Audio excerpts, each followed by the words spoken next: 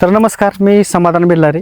तर मी रेड डायमंडच्या प्लॉटमध्ये आता उभा आहे. तर मित्रांनो, ही जी रेड डायमंड जी व्हरायटी आहे, तर बऱ्याच शेतकऱ्यांचं म्हणणं असं आहे की ह्याला सेटिंग होत नाही, टेम्परेचरमध्ये ड्रॉपिंग खूप होतं. तर मित्रांनो, आज ऑगस्ट महिना आहे.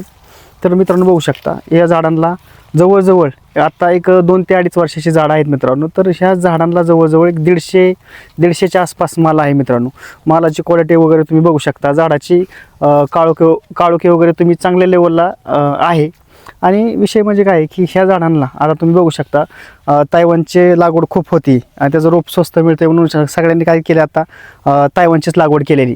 पण आता रेड डायमंडचा असा विषय आहे की रेड डायमंड्स तुम्ही बघू शकता, ह्याला रेट चांगल्या लेवलला मिळतो मार्केटमध्ये. आज रेट जवळजवळ नाही म्हणलं तरी पर किलो 125 रुपये किलो माल असा जातो आहे मार्केटमध्ये. ह्याचा म्हणजे रेटच्या जर बघितलं आपण, तर आता तायवानचं रेट खूप पडलेलं आहे खाली.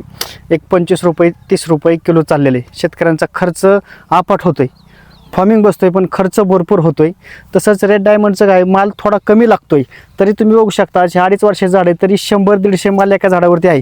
म्हणजे 100-150 फळं काय कमी झालं नाही मित्रांनो. झाडावरती भरपूर माल आहे. झाडाची क्वालिटी आणि विशेष म्हणजे की आता जमिनीमध्ये जे झाडांना निमेटोडचा प्रॉब्लेम आहे, हे तायवानला खूप निमेटोडचा प्रॉब्लेम आहे. तर जी रेड डायमंड आपली व्हरायटी आहे, तर मला आमच्या अभ्यासानुसार निदर्शनात आल्यानुसार की ह्याला निमेटोडचा जास्त प्रादुर्भाव होत नाही मित्रांनो.